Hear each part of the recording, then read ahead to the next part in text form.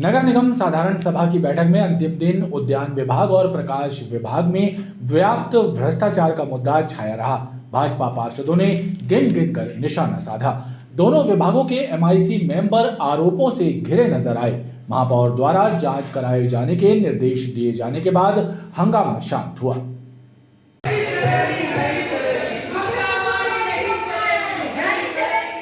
नगर निगम साधारण सभा की बैठक 3 दिनों तक चलने के बाद समाप्त हो गई, लेकिन अंतिम दिन उद्यान विभाग, प्रकाश विभाग और पीडब्ल्यूडी विभाग में व्याप्त भ्रष्टाचार का मुद्दा छाया रहा। भाजपा पार्षदों ने भ्रष्टाचार की जांच कराने की मांग की।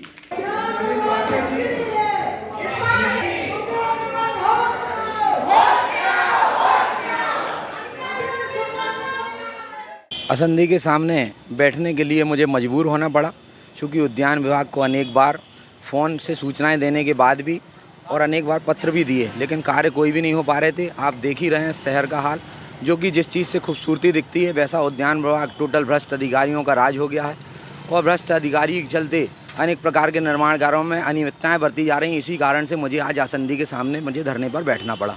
क्या अनियमितताएं थी उसमें? आप देखें अगर तो उद्यानों में ग्रास कटिंग नहीं होना, पेड़ झाड़ों की कटिंग नहीं होना और 65 लाख रुपए से सिर्फ बाउंड्री वाल का निर्माण किया जा रहा है। एयर क्वालिटी के मद में माननीय देश के यशस्वी प्रधानमंत्री इस नगर निगम के लिए करोड़ों रुपए की राशि भेजते हैं, लेकिन उसमें लूटपाट करके और इन भ्रष्ट अधिकारियों के द्वारा कोई भी कार्य नहीं किया जाता है।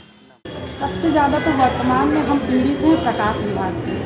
प्रकाश विभाग की स्थिति ये है कि जहाँ भी निकलो रात में अंधेरा देख के व्यक्ति उस जगह से निकलने में दिक्कत होती, कोई एक्सीडेंट हो जाए, कुछ हो जाए, गिर जाए। इसी विषय को लेकर मैंने आज सदन में बोला है और विडम्बना ये रही है कि आने जाने वाला व्यक्ति भी फिर हमको ये बोल के जाता है कोई भी लाइट के लिए कि सीएम हेल्पलाइन से जब काम हो जाता है तो पार्षद की ज़रूरत ही क्या है। सीएम हेल्पलाइन से काम होता है, लाइट लग जाती है और हम लोग एक एक लाइट के लिए उपयंत्री सुपरवाइजर उनका जो काम है कि शाम को एक बार सुपरवाइजिंग करके देख ले किस पोल की लाइट बंद है। यही बात मैंने सदन में बोली कि इनका जो काम है इनको करना चाहिए। अब ये भी काम अगर ठीक है पार्षद तो करके देगा उसके यहाँ जो लाइट बंद है, लेकिन सुपरवाइजर उपयंत्री क्या करेगा? ये किस बात की सैलरी लेता है? भाजपा पार्षदों का कहना है कि भ्रष्टाचार में मेयर एंड काउंसिल के सदस्य शामिल हैं। सदन में हम लोगों ने बात रखी कि मुझे मात्र 25 लाइट मिली हैं और माननीय हमारे जो एमआईसी गुड्डू तामसेवर उन्होंने वो बोल रहे हैं जोन मेरा भी वही पड़ता है जिस जोन में वो एमआईसी हैं और उसमें सिर्फ 25 लाइट। मैंने अधिकारी जो लाइट लेकर जाता है उससे भी बात करा दी, उसने साफ स्पष्ट शब्दों में मात्र 25 लाइट 1.5 साल में अपन को मिली है। उसके अलावा एक भी लाइट वो एमआईसी अब किस तरीके से उन्होंने बोल रहे हैं 66 लाइट लगा दी है। मुझे नहीं मालूम कि कहाँ लगाए हैं और किस जगह लगाए उन्होंने। तो मुझे इसके लिए बहुत खेद है, दुख है। पार्षदों को झुठलाया जा रहा है। उनकी क्या गणित है, कौन सी गणित चलती है कि 2 दूनी 8 और 8 दूनी 72 इनका हो जाता है। मुझे इसमें कोई आपत्ति नहीं है, संकोच नहीं है कि जो मेरे वार्ड में 25 लाइट मिली है सिर्फ मैं उसी की बात करूँगी कि मुझे 25 लाइट मिली है।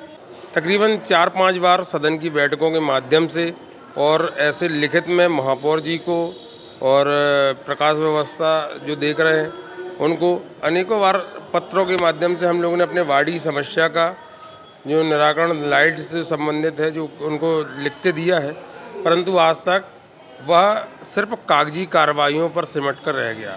आज सदन के माध्यम से ये पता चला कि हमारे वार्ड में 120 लाइटें लग गई, बल्कि उतने खंभे ही नहीं हैं जितनी लाइटें हमारे वार्ड में लग गई हैं। ऐसा एमआईसी के सदस्य गुड्डू तामसेवार जी बता रहे हैं। 120 लाइटें लग गई हैं। आज सदन में माननीय अध्यक्ष जी के माध्यम से महापौर जी से मैंने कि ऐसे मैंने आपको भी कई बार पत्र दिया लेकिन उसका निराकरण नहीं हुआ, इसका जवाब नहीं दे पाए महापौर जी, जो बड़े दुर्भाग्य की विषय है। वहीं ग्वारीघाट वार्ड की पार्षद का कहना है कि उनके वार्ड की एक बस्ती गूगल मैप पर नजर नहीं आती है, लिहाजा उचित कदम उठाया जाए। ग्वारीघाट क्षेत्र के अंतर्गत जिलहरी गांव आता है, वो गूगल मैप में दर्शाता नहीं है, क्षेत्र नहीं दर्शाता है। तो वहाँ की आम क्षेत्रीय जनता ने मेरे से अनुरोध किया है कि हमारे गांव को भी यह उपलब्धता मिले कि वो गूगल मैप में दिखे। और जो जिलहरी घाट है वहाँ से एक रोड का निर्माण की मांग रखी हूँ मैंने कि जो बुजुर्ग हैं और जो बच्चे हैं वो घाट पर नीचे जाने में असहाय रहते हैं, उस मांग को लेकर कि अगर वहाँ पर नीचे तक रोड बन जाए तो वो आसानी से नीचे तक पहुँच सकें। नगर हित को लेकर जैसा कि पहले भी पत्राचार किया हुआ था, उसको लेकर आज पुनः सदन में अपनी दोनों मांगों को उठाया, जिसमें प्रमुख रूप से क्लॉथ बेंडिंग मशीन, जिससे कि सामान्य 5 का सिक्का डालकर उसमें 10 का सिक्का डालकर उसमें थैले निकाल पाएगा, जिससे सिंगल यूज्ड प्लास्टिक से निजात मिलेगी। और संस्कार रथ जो कि मंदिर मठों से एवं घरों से पूजन सामग्री, हवन सामग्री का अधिग्रहण करेगी, जिससे निश्चित रूप से मां नर्मदा में प्रदूषण कम होगा और जो स्वच्छता को लेकर ये दोनों मांगें मील का पत्थर साबित होंगी। क्योंकि आपने सदन के माध्यम से बोला था कि आप पत्राचार कर दीजिए, आपको दस्तावेज मिलेंगे, ना ही कमिश्नर महोदय के द्वारा मेरे को दस्तावेज मिले और ना ही उस विभागों के द्वारा मुझे दस्तावेज मिले। आज मैंने सदन के माध्यम से ये भी बताया कि मैंने जब पेपर मांगे, लेटर जब मैंने दिया तो अधिकारियों का फ़ोन आया कि उसमें 1,10,000 रुपये के फ़ोटोकॉपी के चार्जेस लगेंगे। तो मैंने उन अधिकारियों से ये बोला, बात की मैंने उनसे, तो मैंने ये बोला कि मैंने वो सदन के माध्यम से दस्तावेज मांगे हैं, आप सदन के माध्यम से दस्तावेज दे रहे हैं कि नहीं दे रहे हैं। तो आज मैंने यही बात मैंने सदन के माध्यम से अध्यक्ष जी से रखा है कि आज दिनांक तक मुझे कोई भी दस्तावेज उपलब्ध नहीं हुए हैं LNT नालों को लेके और राजीव गांधी आवास योजना लेमा गार्डन को लेके। भाजपा पार्षदों ने आरोप लगाया कि पार्षदों के कहने पर जनता के काम नहीं होते, लेकिन सीएम हेल्पलाइन में शिकायत मिलने पर तत्काल काम कर दिए जाते हैं, जिसके चलते जनप्रतिनिधियों की छवि धूमिल हो रही है।